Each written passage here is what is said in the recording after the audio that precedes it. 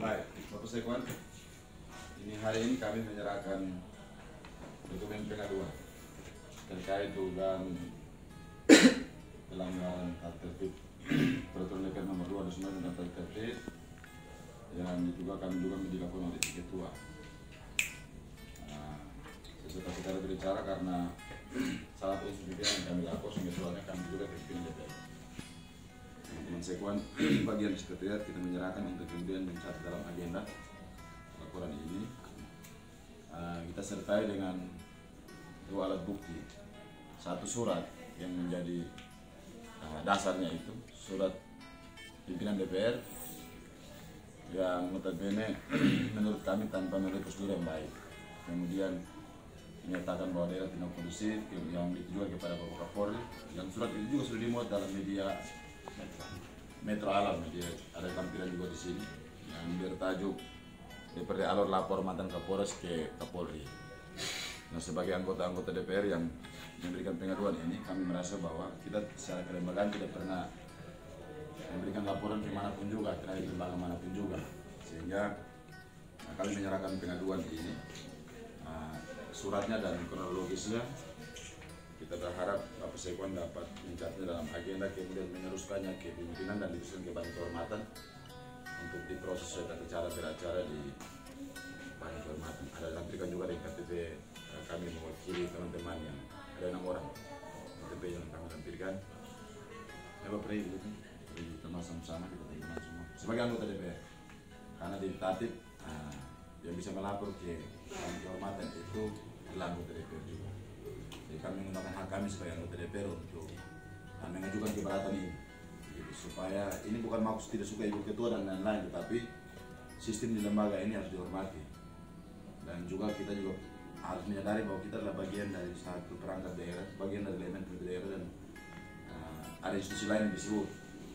Ya, sekaligus laporan ini, pengaduan ini menyatakan bahwa kami anggota DPR tidak pernah mendukung DPRD secara kelembagaan untuk membuat laporan ke Kapolri seperti surat yang dikeluarkan oleh Ibu Ketua tanggal 4 November 2020 nomor 518/300/170/2020 perihal keadilan sebagai pejabat negara di Alor. Nah, ini juga yang jadi pejabat negara di daerah itu, kalau di provinsi hanya gubernur, wakil gubernur. Di kabupaten kota hanya wali kota, wakil wali kota, bupati, wakil wali kota. DPR itu juga bukan pejabat negara. Kita ini masuk kategori pejabat daerah. Sekalian kita luruskan itu supaya ini menjadi catatan pengalaman bersama. Tapi betul? Jadi Pak Sekwan, saya mau sampaikan kalau kami beberapa orang, ada 6 orang mewakili teman-teman yang lain untuk menyampaikan pengaduan kami terkait dengan pelanggaran tata tertib DPRD nomor 2 tahun 2019 oleh Ketua DPRD Alor. Tentunya ini dilakukan dengan sadar bahwa lembaga Dewan Perwakilan Rakyat Daerah, Dewan Perwakilan, Dewan itu berarti ada teamwork, gitu. Dewan itu berarti lebih dari 1 orang. Itu kita ada 30 orang di sini. Nah, 30 orang yang kemudian atur ini lembaga untuk apa? Kemaslahatan rakyat di Kabupaten Alor bersama pemerintah daerah. Hal-hal yang akan dilakukan oleh 30 orang, baik itu dari unsur pimpinan sampai dengan anggota, itu ada tata tertib yang mengatur.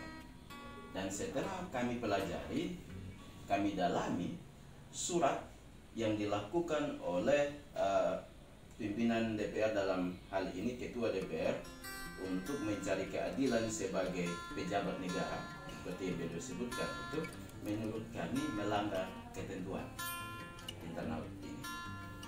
Dan karena itu kami mau menyampaikan bahwa ini bukan tidak suka beliau, tidak. Kami mau menyampaikan ke Badan Kehormatan, tolong lakukan pemeriksaan sesuai mekanisme yang ada, tata beracara Badan Kehormatan, sehingga kita bisa tahu apa apa sih latar belakang dari beliau membuat surat seperti ini. Nah, latar belakang beliau ini tentunya akan terkuak atau akan muncul itu nanti pada saat kerja-kerjanya Badan Kehormatan yang nanti juga akan bermuara pada rapat paripurna. Keputusannya di situ. Rekomendasi yang dikeluarkan oleh Badan Kehormatan itu yang kemudian menjadi konsumsi publik. Publik juga akhirnya tahu, oh ternyata surat yang kemarin beliau buat dari unsur pimpinan DPR kepada Kapolri ini ternyata begini ya maksudnya, kayak gitu. Supaya memang publik juga tahu. Karena ini sudah jadi konsumsi publik, bahkan sekarang sudah ada di Metro Alert, kayak gitu.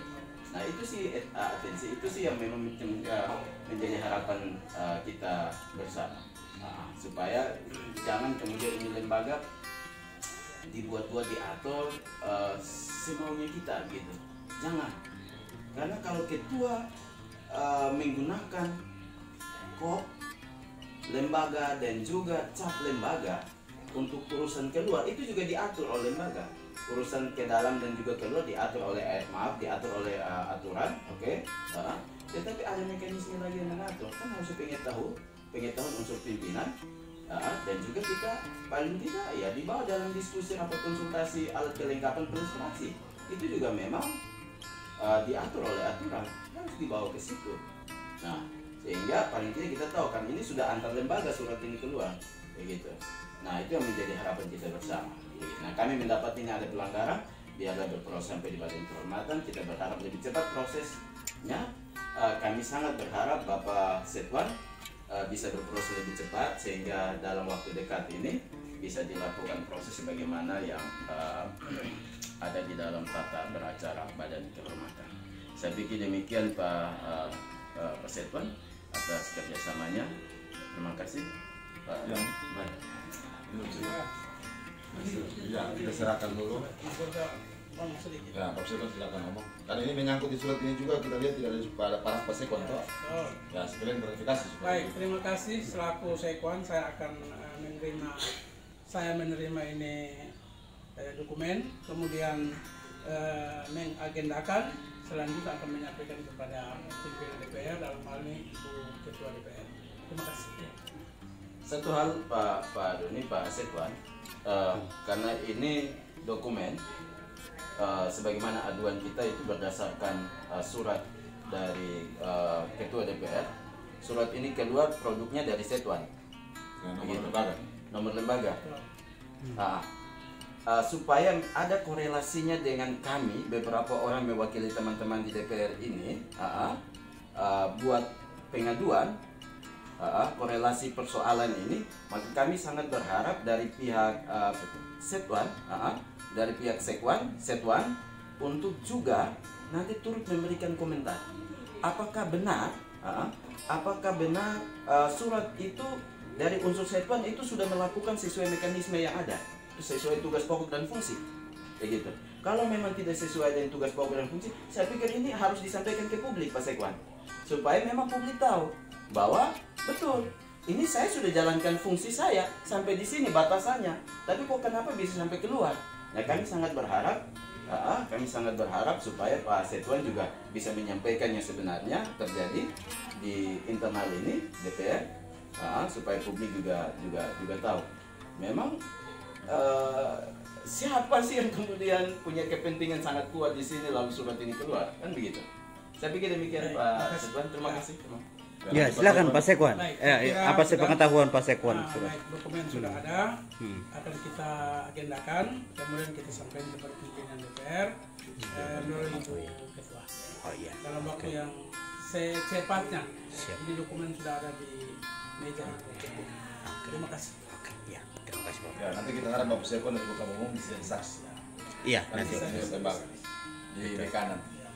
Sudah tahu. Sudah. Ya, oke. Terima kasih. Oke, ya Pak Ketua, ini sudah lapor Ibu Ketua DPR di BK hari ini atas dugaan pelanggaran etik atas surat pengaduan yang ditujukan ke Pak Kapolri. Nah, ini sebenarnya idealnya bagaimana sehingga surat itu tidak terkesan dikeluarkan? Ada banyak pihak yang menuding kalau surat itu harus semacam dikeluarkan Ibu Ketua sepihak begitu. tanpa melalui prosedur di DPR. Ini prosedurnya bagaimana begitu sampai kalau misalkan DPR mau keluarkan surat begitu? Baik, ini dari yang pertama, memang mekanisme surat menyurat keluar itu atas nama lembaga itu pimpinan. Itu Pak, itu ya itu semua begitu. Jadi bisa alat di DPR ini kan ada pimpinan, ada alat kelengkapan komisi-komisi yang punya kewenangan membuat surat keluar maupun di dalam itu pimpinan DPR. Nah, stempelnya stempel ketua. Nah, terkait dengan ini dari terhadap surat keluar menyatakan pendapat kemudian terhadap semua masalah ke lembaga-lembaga lain, tentunya harus melibatkan pembicaraan di tingkat DPRD di tingkat dalam, baik oleh pimpinan sendiri maupun dengan kelengkapan yang bertugas membidangi itu. Nah, berkaitan dengan surat yang dikeluarkan Ibu Ketua tersebut, ada stempel Ibu Ketua itu, yang pasti bahwa surat itu tidak atas nama lembaga, karena Sekwan juga tidak paraf surat tersebut. Begitu. Apalagi dalam surat itu tendensius sekali. Itu pribadinya Ibu Ketua yang disampaikan menggunakan jabatan Ketua DPRD. Karena kasus-kasus dari 2017. Ini kan kita semua belum DPR waktu itu. Dan itu kasusnya Ibu Ketua yang dianggap bahwa tidak ditindaklanjuti. Kalaulah pimpinan dalam ini Ibu Ketua merasa ada persoalan-persoalan yang dilaporkan kemudian tidak ditindaklanjuti oleh siapa saja, digarisbawahi dulu ya, bukan oleh DPR saja yang melapor ke Polres, tetapi oleh siapa saja. Nanti tentu pimpinan mendiskusikan ke kami komisi yang membidangi itu, yaitu Komisi 1.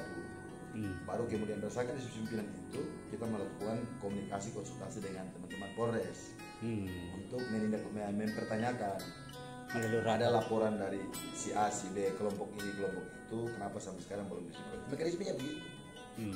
Dan itu kita pernah buat. Kita pernah buat karena atas nama lembaga juga, tetapi kita secara teknis kita yang tidak lanjuti itu. Oh, rapat kerja pernah ada yang polisi? Ya pernah ada yang polisi, konsultasi tentara juga kita pernah komunikasi, DTNI. Ini kan mitra kerjanya Komisi 1 kan Komisi Hukum dan Pemerintahan. Hukum dan Pemerintahan. Ya, kita di masa ini kita berharap kita bisa bangun, karena negara ini kan yudikatif, eksekutif, legislatif. Nah, peran kami itu sampai pada membangun komunikasi antara pemerintah daerah, DPRD dengan teman-teman kepolisian, penyidik, kejaksaan, pengadilan. Nah, itu mekanismenya kita bahas teknisnya di komisi. Kira-kira ada apa? Sehingga pernyataan keluar itu bisa mewakili lembaga secara utuh, tapi lewat tahapan dari bawah. Karena ada jalurnya rapat dengar pendapat, kemudian rapat dengar pendapat umum dengan masyarakat, dan rapat dengar pendapat dengan pemerintah atau lembaga lain kan, sesuai mitra alat kelengkapan. Tapi kita tidak pernah mendapat diskusi tentang perihal tersebut, bahwa ada pengaduan apalagi dari Ibu Ketua kepolisian boleh pernah diprotes tanda kutip. Sehingga dengan surat itu kami juga sebagai anggota DPR kami rasa sangat dirugikan. Secara kelembagaan nama kami juga ikut dibawa-bawa karena DPR ini bukan ketua punya saja, tapi kan ada 30 orang. Maka saya sering bilang pemilu ini kan pemilu anggota DPRD Pak Demas, bukan pemilu ketua Komisi 1, pemilu ketua DPR, wakil ketua. Oh, jadi kakak setelah rapat kerja dengan Polres terhadap semua kasusnya yang jangankan Ibu Ketua yang menjadi ya, ada juga kasus yang ada yang melaporkan Ibu Ketua dan sebagainya, ada yang melapor Bupati dan sebagainya ya. Semua itu kan nanti dipanggil untuk mempertanyakan progres penanganan kasusnya sejauh mana begitu ya. Kita pernah setelah itu nanti bagaimana? Setelah itu nanti disampaikan ke pimpinan DPR. Pimpinan bersurat. Nanti pimpinan bersurat ke Polres. Ya, rekomendasi yang kita kesempatan dibicarakan. Oh, untuk ditindaklanjuti. Begitu. Karena kami pernah bicara dengan tim Tipikor, penyidik Polres Reskrim, Tipikor Reskrim Polres tentang kasus D1D. Ya, dugaan kan korupsi. Kita bertemu teman-teman penyidik di sini di ruang komisi, kepala desanya, dan kita panggilnya kita kasih jalan keluar. Dan itu sama-sama buat kesepakatan. Dan rekomendasi komisi ditindaklanjuti ya. Waktu itu ditindaklanjuti. Dan diselesaikan, uangnya dikembalikan.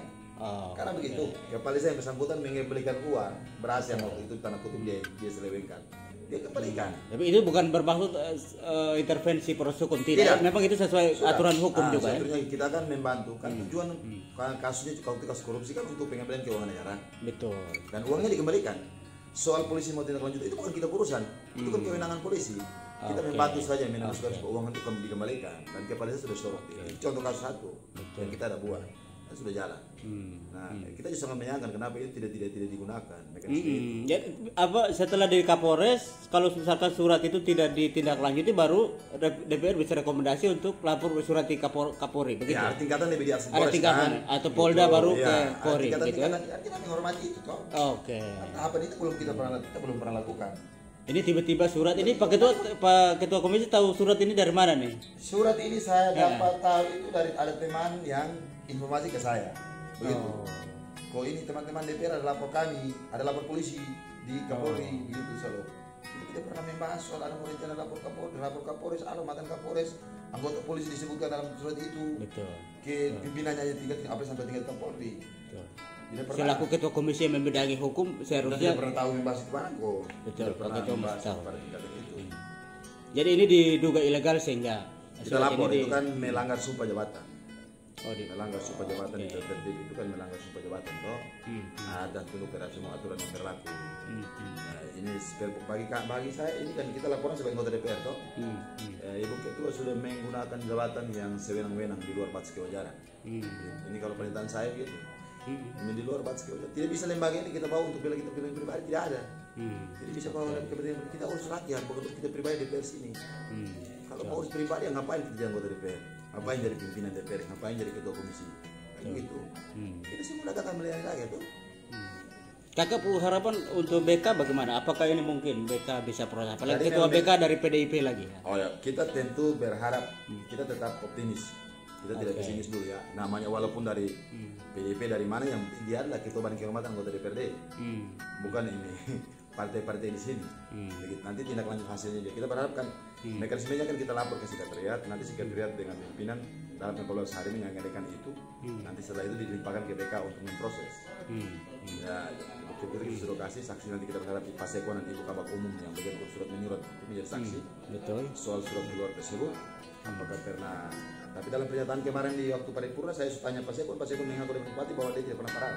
Waktu sidang paripurna Ya, kemarin ya. tanggal 8 kemarin yang penetapan anggaran Penetapan 2021. APBD. Itu Pak Seko langsung mengaku dan semua orang ada saksi kok. Dia bilang begitu.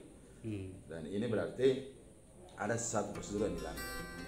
Dan sekali lagi laporan ini juga menegaskan bahwa ya, kami tidak pernah melapor mantan Kapolres penyidik di Kapolri, tidak pernah. Kalaupun ada itu teman-teman polisi tolong itu pribadinya yang anggrek, yang notabene adalah ketua DPR. Kami tidak pernah mengetahui proses ada melapor tidak kami. Kita pusing mau urus rakyat, bukan mau urus pokok lapor barang yang tidak penting. Betul. Lagi pula proses itu semua yang di dalam surat itu kan sudah diselesaikan. Betul. Baru kita sangat kecewa lagi dalam surat itu digambarkan bahwa kondisi daerah tidak kondusif. Apa yang tidak kondusif? Betul. Tidak kondusif di mana? Kita semua lagi pusing dengan bagaimana pembangunan jalan di masa COVID. Betul. Tidak kondusif mana tidak kondusif. Jadi kakak berharap bagaimana? Apakah BK ini memberi, kalau misalkan terbukti Ya. terbukti Ibu Ketua punya surat ini ada kesalahan-kesalahan prosedur yang pelanggaran kode etik, apakah Ibu Ketua ini patut diberi sanksi begitu supaya ke depan? BK harus memberi sanksi sesuai tindak pelanggaran yang dilakukan. Kalau terbukti nanti. Dan hasilnya itu disampaikan di paripurna. Hasilnya Ya, disampaikan. disampaikan di paripurna untuk mendapat penilaian di paripurna. Karena DPR yang paling tinggi lembaga adalah paripurna. Jadi hasil kerja dia, apakah dia dengan Ibu Ketua tidak bersalah pun disampaikan di paripurna. Kalaupun bersalah pun disampaikan di paripurna. Oh, Begitu. begitu ya. Ya, setelah itu baru nanti diteruskan ke yang lain-lain. Oke. Jadi ini ya sekali sama dengan saling paripurna tadi, kita tidak ada sentimen pribadi, tidak ada lah. Oke. Begitu. Ini untuk murni menjaga wibawa DPR ya. Bawa Prosedur nama pemerintah. sudah dibawa, ditulis di media di mana-mana supaya masyarakat juga tahu Oke. bahwa memang kekisruan yang di politik kan kisruh biasa, tapi ya kita tidak mengada-ngada kan begitu. Ada kesalahan yang terjadi dalam lembaga ini, terus tidak bisa kita biarkan. Jadi kita tempuh jalur banding kehormatan. Oke. Sementara kita lewat jalur ini dulu. Oke. Pak Ketua, jangan sampai ada upaya untuk negosiasi untuk damai apa begitu seperti kemarin-kemarin. Saya kalau sampai hari ini saya tidak tahu, tapi kalau ada negosiasi ya saya pikir itu biasa dan saya tidak mungkin terima negosiasi. Oh, Biar begitu. BK, kita berharap BK bekerja independen, meninggalkan semua kepentingan Siap. partai, kas duduk aturan yaitu tata tertib, Betul. peraturan DPR nomor 219 dan tata cara berisarat. Keputusan DPR nomor 4 tahun 2019 tata tertib di badan kehormatan. Dan kami yang melapor juga mau lobby apa. Tidak mungkin semua jabatan sama kok, tidak bisa lobby di sini. Karena kekhawatiran masyarakat juga jangan sampai tindakan-tindakan seperti ini ya bisa lagi terulang kemudian juga bagaimana Pak Ketua menanggapi itu? Iya, makanya saya bilang bahwa ini sekaligus pelajaran. Jadi, kalau ada pun surat biasa tidak apa-apa, surat tidak apa lain.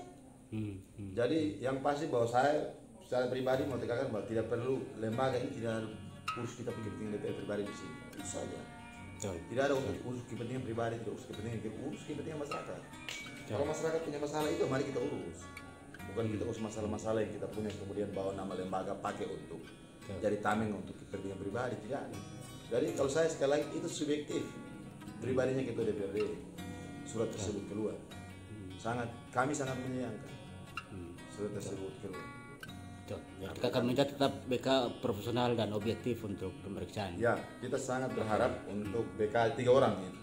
Ada Pak Sony, Ketua, terus Pak Gis dan Pak Hans Lema. Pak Gis Lokomang 3 orang untuk bisa berproses secara baik di Badan Kehormatan. Dan harus tuntas, secepat-cepatnya. Oke, terima kasih Bapak Ketua Komisi. Sukses.